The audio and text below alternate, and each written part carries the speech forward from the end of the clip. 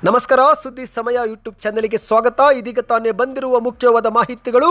ಮೃತರ ಬ್ಯಾಂಕ್ ಖಾತೆಗೂ ಜಮೆ ಆದ ಗೃಹಲಕ್ಷ್ಮಿ ಒಟ್ಟು 27 ಕಂತು ಸರ್ಕಾರ ಬಿಡುಗಡೆ ಮಾಡಿದೆ. ಇದೇ ಮಧ್ಯೆ ಗೃಹಲಕ್ಷ್ಮಿಯರಿಗೆ ಮತ್ತೊಂದು ಶಾಕಿಂಗ್ ಸುದ್ದಿ ಕೊಟ್ಟ ಕಾಂಗ್ರೆಸ್ ಸರ್ಕಾರ. ಎಲ್ಲ ಮಾಹಿತಿಗಳು ಬಂದಿವೆ. ಮತ್ತೊಂದೆಡೆಯಲ್ಲಿ ರೈತರಿಗಾಗಿ ಜಾರಿಗೆ ಮಾಡಿರುವ ಫಸಲ್ ಬಿಮಾ ಯೋಜನೆಯಲ್ಲಿ ದೊಡ್ಡ ಗೋಲ್ಮಾಲ್ ನಡೆದು ಹೋಗಿದೆ. 30 ಕೋಟಿ ಹಣ ವಂಚಿಸಿದ್ದಂಥ ಗ್ಯಾಂಗ್ ಅನ್ನು ಮುಧೋಳದಲ್ಲಿ ಪೊಲೀಸರು ಅರೆಸ್ಟ್ ಮಾಡಿದ್ದಾರೆ. ಹೇಗೆ ಏನಾಯಿತು ಎಲ್ಲ ಮಾಹಿತಿ ನೋಡೋಣ. ಕಳೆದ 25 ದಿನಗಳಲ್ಲಿ ದೊಡ್ಡ ಮಟ್ಟದಲ್ಲಿ ಕುಸಿತವಾದ ಬಂಗಾರ, ಯುದ್ಧದ ಸಮಯದಲ್ಲೇ ಸತತವಾಗಿ ಕುಸಿತ ಕಾಣುತ್ತಿರುವ ಚಿನ್ನ ಮತ್ತು ಬೆಳ್ಳಿ ಬೆಲೆಗಳು ಎಷ್ಟು ಇಳಿಕೆ ಆಗಿದೆ, ಇನ್ನು ಎಷ್ಟು ಕುಸಿಯಬಹುದು ಎಲ್ಲ ಮಾಹಿತಿ ಬಂದಿವೆ ಸ್ನೇಹಿತರೆ.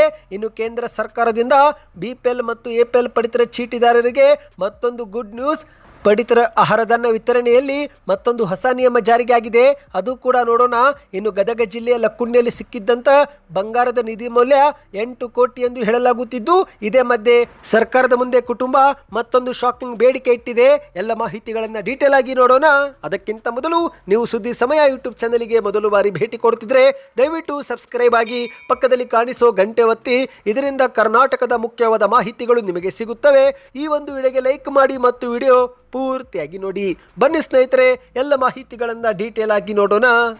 ರಾಜ್ಯದ ಗೃಹಲಕ್ಷ್ಮಿಯರಿಗೆ ಕಾಂಗ್ರೆಸ್ ಸರ್ಕಾರ ಕಳೆದ 3 ತಿಂಗಳಲ್ಲಿ 8,000 ರೂಪಾಯಿ ಜಮೆ ಮಾಡಿದೆ. ಹೌದು ಸ್ನೇಹಿತರೆ, ಜನವರಿ ತಿಂಗಳಲ್ಲಿ 24ನೇ ಕಂತು, ಫೆಬ್ರವರಿ ತಿಂಗಳಲ್ಲಿ 25 ಮತ್ತು 26ನೇ ಕಂತು, ಇದೀಗ ಮಾರ್ಚ್ ತಿಂಗಳಲ್ಲಿ 27ನೇ ಕಂತು, ಹೀಗೆ 3 ತಿಂಗಳ ಅಂತರದಲ್ಲಿ ಸರ್ಕಾರ 4 ಕಂತನ್ನು ಬಿಡುಗಡೆ ಮಾಡಿದೆ ಎಂದು ಹೇಳಲಾಗ್ತಾ ಇದೆ. ಅಂದಹಾಗೆ ಸ್ನೇಹಿತರೆ, ಇದೀಗ ಮೃತರ ಬ್ಯಾಂಕ್ ಖಾತೆಗೂ ಕೂಡ ಗೃಹಲಕ್ಷ್ಮಿ ಯೋಜನೆ ಹಣ ಜಮಾ ಆಗಿದ್ದು, ಸದ್ಯ ಹಂತ ಹಂತವಾಗಿ ಫಲಾನುಭವಿಗಳ ಬ್ಯಾಂಕ್ ಖಾತೆಯಿಂದ ಹಣ ಇದೀಗ ವಾಪಸ್ ಪಡೆದುಕೊಳ್ಳಲಾಗ್ತಾ ಇದೆ. ಹೌದು, ದಾವಣಗೆರೆ ಜಿಲ್ಲೆಯೊಂದರಲ್ಲೇ 30 ಲಕ್ಷ ರೂಪಾಯಿ ಹಣವನ್ನು ಮೃತರ ಬ್ಯಾಂಕ್ ಖಾತೆಯಿಂದ ವಾಪಸ್ ಮಾಡಿಕೊಳ್ಳಲಾಗಿದ್ದು, ಇದೀಗ ಮತ್ತೊಂದು ಜಿಲ್ಲೆಯಿಂದ 10 ಲಕ್ಷ ರೂಪಾಯಿ ಹಣವನ್ನು ವಾಪಸ್ ಪಡೆದುಕೊಂಡಿದ್ದಾರೆ. ಹೌದು ಸ್ನೇಹಿತರೆ, ಮಾಹಿತಿಯ ಪ್ರಕಾರ ಬಳ್ಳಾರಿ ಜಿಲ್ಲೆಯಲ್ಲಿ 2186 ಮೃತರ ಬ್ಯಾಂಕ್ ಖಾತೆಗೆ ಸುಮಾರು 2 ಕೋಟಿಗೂ ಅಧಿಕ ಹಣ ವರ್ಗಾವಣೆಯಾಗಿದ್ದು, ಇತ್ತ ಕಲಬುರಗಿ, ಯಾದಗಿರಿ ಜಿಲ್ಲೆಯಲ್ಲೂ ಕೂಡ 1762 ಮೃತರ ಬ್ಯಾಂಕ್ ಖಾತೆಗೆ ಸುಮಾರು 1.5 ಕೋಟಿ ರೂಪಾಯಿ ಹಣ ಜಮೆ ಆಗಿದೆ. ಹೀಗೆ ಎಲ್ಲ ಜಿಲ್ಲೆಗಳಲ್ಲಿ ಒಟ್ಟು ಮೃತರ ಬ್ಯಾಂಕ್ ಖಾತೆಗೆ ಸುಮಾರು 80 ಕೋಟಿ ರೂಪಾಯಿ ಹಣ ಜಮೆ ಆಗಿರುವುದು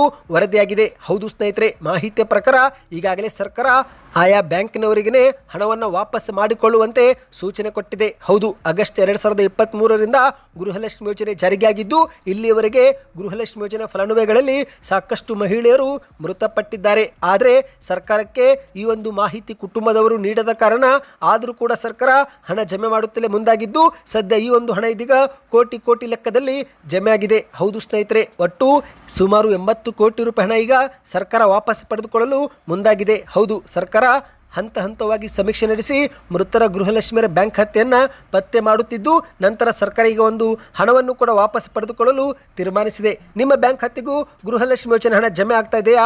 ಕಮೆಂಟ್ ಮಾಡಿ. ಇನ್ನು ಇದೀಗ ಕೇಂದ್ರ ಸರ್ಕಾರದ ಯೋಜನೆಯಲ್ಲಿ ಗೋಲ್ಮಾಲ್ ನಡೆದಿರುವುದು ವರದಿಯಾಗಿದೆ. ಹೌದು ಸ್ನೇಹಿತರೆ, ರೈತರಿಗಾಗಿ ಜಾರಿಗೆ ಮಾಡಲಾಗಿದ್ದಂಥ ಫಸಲ್ ಬಿಮಾ ಯೋಜನೆಯಲ್ಲಿ ಒಂದು ದೊಡ್ಡ ಗೋಲ್ಮಾಲ್ ನಡೆದು ಹೋಗಿದೆ. ಹೌದು, ಪ್ರಕೃತಿ ವಿಕೋಪದಿಂದ ಉಂಟಾಗುವ ಬೆಳೆ ಹಾನಿ ಸಮಯದಲ್ಲಿ ರೈತರಿಗೆ ನೆರವಾಗಲು ಕೇಂದ್ರ ಸರ್ಕಾರ ಪ್ರಧಾನಮಂತ್ರಿ ಫಸಲ್ ಬಿಮಾ ಯೋಜನೆ ಜಾರಿಗೆ ಮಾಡಿದ್ದು, ಆದರೆ ಇದೇ ಒಂದು ಯೋಜನೆಯಲ್ಲಿ ಏಜೆಂಟರು, ವಿಮಾ ಕಂಪನಿ ನೌಕರರು ಮತ್ತು ಕೆಲ ಇಲಾಖೆ ನೌಕರರು ಸೇರಿಕೊಂಡು ಕೇಂದ್ರ ಸರ್ಕಾರಕ್ಕೆ ಸುಳ್ಳು ದಾಖಲೆಯನ್ನು ಕೊಟ್ಟು ವಿಮೆ ಹಣ ಪಡೆದಿರುವುದು ವರದಿಯಾಗಿದೆ. ಸುಮಾರು 30 ಕೋಟಿಗೂ ಅಧಿಕ ಹಣವನ್ನು ವಂಚನೆ ಮಾಡಿದ್ದಾರೆ. ಸದ್ಯ ಈ ಒಂದು ಜಾಲವನ್ನು ಬಾಗಲಕೋಟೆಯ ಮುಧೋಳ ತಾಲೂಕಿನ ಪೊಲೀಸರು ಭೇದಿಸಿದ್ದಾರೆ. ಹೌದು ಸ್ನೇಹಿತರೆ, ಮುಧೋಳ ತಾಲೂಕಿನಲ್ಲಿ 2020ರಿಂದ 2025ವರೆಗೆ ಒಟ್ಟು 30 ಕೋಟಿ ರೂಪಾಯಿ ಹಾಗೂ ಇತ್ತೀಚೆಗೆ 2026 ವರ್ಷದಲ್ಲಿ 28 ಲಕ್ಷ ಸೇರಿ ಒಟ್ಟು 30 ಕೋಟಿ 28 ಲಕ್ಷ ವಂಚನೆಯನ್ನು ಮಾಡಿದ್ದಾರಂತೆ. ಇದರಲ್ಲಿ ಜಮೀನಿಗೆ ಬೆಳೆ ಹಾನಿ ಸಮೀಕ್ಷೆ ಮಾಡಿರುವ ವಿವಿಧ ಇಲಾಖೆ ನೌಕರರು ಕೂಡ ಶಾಮೀಲಾಗಿದ್ದು, ಇತ್ತ ಗ್ರಾಮ ಲೆಕ್ಕಾಧಿಕಾರಿಗಳು ಮತ್ತು ಇತರೆ ಇಲಾಖೆ ನೌಕರರು ಕೂಡ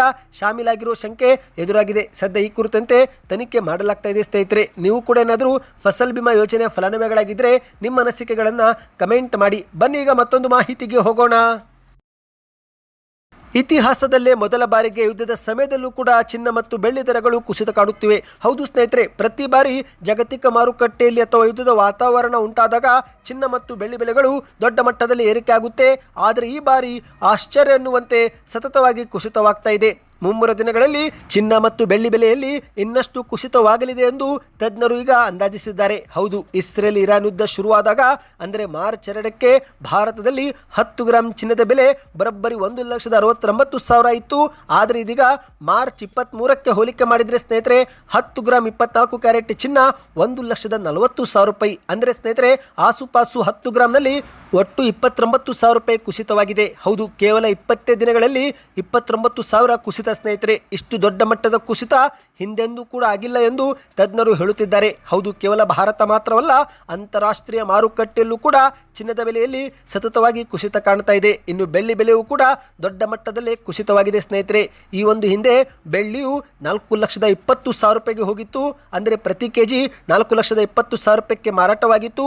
ಆದ್ರೀಗ ಮಾರ್ಚ್ 23ಕ್ಕೆ ಕೇವಲ 2,12,000 ರೂಪಾಯಿಗೆ ಮಾರಾಟವಾಗ್ತಾ ಇದೆ. ಅಂದರೆ ಸ್ನೇಹಿತರೆ ಕಳೆದ 20 ದಿನಗಳಲ್ಲಿ ಬೆಳ್ಳಿ ಬೆಲೆಯಲ್ಲಿ 50% ಕುಸಿತವಾಗಿದೆ. ಅಂದರೆ ಈ ಒಂದು ಹಿಂದೆ ಖರೀದಿ ಮಾಡಿದ ಹಣದಲ್ಲಿ ಈಗ ನೀವು ದುಪ್ಪಟ್ಟು ಖರೀದಿ ಮಾಡಬಹುದು. ಈ ಒಂದು ಹಿಂದೆ 1 ಕೆಜಿ ಖರೀದಿ ಮಾಡಿದ್ರೆ ಈಗ ಅದೇ ಬೆಲೆಯಲ್ಲಿ ನೀವು 2 ಕೆಜಿ ಬೆಳ್ಳಿಯನ್ನ ಖರೀದಿ ಮಾಡಬಹುದು. ಒಟ್ಟಿನಲ್ಲಿ ಸ್ನೇಹಿತರೆ ಚಿನ್ನ ಮತ್ತು ಬೆಳ್ಳಿ ಬೆಲೆಗಳು ಈಗ ಭಾರಿ ಕುಸಿತವಾಗಿದೆ. ಮಾಹಿತಿಯ ಪ್ರಕಾರ 24 ಕ್ಯಾರೆಟ್ 10 ಗ್ರಾಂ ಚಿನ್ನದ ಬೆಲೆ ಇನ್ನೂ ಕುಸಿತವಾಗುತ್ತಂತೆ 1 ಲಕ್ಷ ಆಸುಪಾಸು ಬರಬಹುದು ಎಂದು ತಜ್ಞರು ಅಭಿಪ್ರಾಯಪಟ್ಟಿದ್ದು, ಬೆಳ್ಳಿ ಬೆಲೆಯೂ ಕೂಡ ಪ್ರತಿ ಕೆಜಿ 1.5 ಲಕ್ಷ ಬರುತ್ತೆ ಎಂದು ಅಂದಾಜು ಮಾಡಲಾಗಿದೆ. ಒಟ್ಟಿನಲ್ಲಿ ಸ್ನೇಹಿತರೆ ಇತಿಹಾಸದಲ್ಲೇ ಚಿನ್ನ ಮತ್ತು ಬೆಳ್ಳಿ ಬೆಲೆಯಲ್ಲಿ ಇಷ್ಟೊಂದು ಕುಸಿತ ಎಂದಿಗೂ ಕೂಡ ಆಗಿಲ್ಲ ಎಂದು ತಜ್ಞರು ಇಲ್ಲಿ ಹೇಳಿಕೆ ಕೊಟ್ಟಿದ್ದಾರೆ. ಬನ್ನಿ ಇದೀಗ ಮತ್ತೊಂದು ಮಾಹಿತಿಗೆ ಹೋಗೋಣ.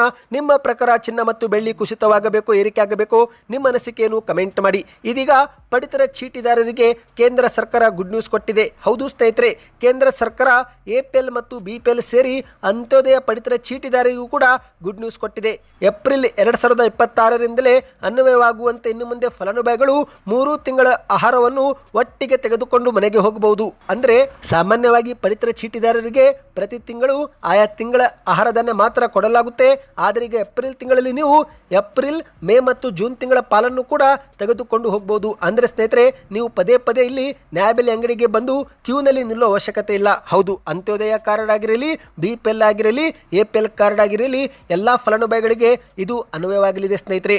ಏಪ್ರಿಲ್ ಮತ್ತು ಮೇ ತಿಂಗಳಲ್ಲಿ ಸಾಲು ಸಾಲು ಹಬ್ಬಗಳು ಬರುವುದರಿಂದ ಬಡ ಕುಟುಂಬಗಳಿಗೆ ಧಾನ್ಯದ ಕೊರತೆ ಆಗಬಾರದು ಎಂಬ ಉದ್ದೇಶಕ್ಕೆ ಸರ್ಕಾರ ಈ ಒಂದು ನಿರ್ಧಾರ ತೆಗೆದುಕೊಂಡಿದೆ. ಮತ್ತು ಏಪ್ರಿಲ್ ತಿಂಗಳಲ್ಲಿ ಬಿಸಿಲಿನ ಪ್ರಮಾಣವೂ ಕೂಡ ಹೆಚ್ಚಾಗುವುದರಿಂದ ಜನರು ಪದೇ ಪದೇ ರೇಷನ್ ಅಂಗಡಿ ಮುಂದೆ ಸಾಲು ನಿಲ್ಲುವುದನ್ನು ತಪ್ಪಿಸಲು ಸರ್ಕಾರ ಈ ಕ್ರಮ ತೆಗೆದುಕೊಂಡಿದೆ. ಅಂದಹಾಗೆ ಸ್ನೇಹಿತರೆ ಇದು ಕೇಂದ್ರ ಸರ್ಕಾರದ ಆಹಾರ ಧಾನ್ಯಕ್ಕೆ ಮಾತ್ರ ಅನ್ವಯವಾಗಲಿದೆ. ರಾಜ್ಯ ಸರ್ಕಾರದ ಇಂತಹ ಯಾವುದೇ ಘೋಷಣೆ ಆಗಿಲ್ಲ. ಬದಲಿಗೆ ರಾಜ್ಯ ಸರ್ಕಾರ ಅನ್ನ ಬಗ್ಗೆಯಲ್ಲಿ ಅಕ್ಕಿ ಕೊಡೋ ಬದಲು ಈಗ ಆಹಾರ ಕಿಟ್ ಕೊಡಲು ಕೂಡ ಮುಂದಾಗಿದೆ. ಅಂದಹಾಗೆ ಸ್ನೇಹಿತರೆ ಈಗ ಮಾರುಕಟ್ಟೆಯಲ್ಲಿ ಆಹಾರ ಪದಾರ್ಥಗಳ ಬೆಲೆಯೂ ಕೂಡ ಏರಿಕೆಯಾಗುತ್ತಿದ್ದು, ಹಾಗಾಗಿ ಬಡವರು ಮುಂಚಿತವಾಗಿಯೇ 3 ತಿಂಗಳ ಧಾನ್ಯ ಸಂಗ್ರಹವಾಗಿಟ್ಟುಕೊಳ್ಳಲು ಇದು ಸಹಕಾರಿಯಾಗಲಿದೆ ಎಂದು ಕೇಂದ್ರ ಸರ್ಕಾರ ತಿಳಿಸಿದೆ. ಸ್ನೇಹಿತರೆ ನಿಮ್ಮ ಪ್ರಕಾರ ಪ್ರತಿ ತಿಂಗಳು ಆಹಾರ ಧಾನ್ಯ ಕೊಡಬೇಕು ಅಥವಾ ಈ ರೀತಿ 3 ತಿಂಗಳ ಆಹಾರ ಧಾನ್ಯ ಒಟ್ಟಿಗೆ ಕೊಡಬೇಕು?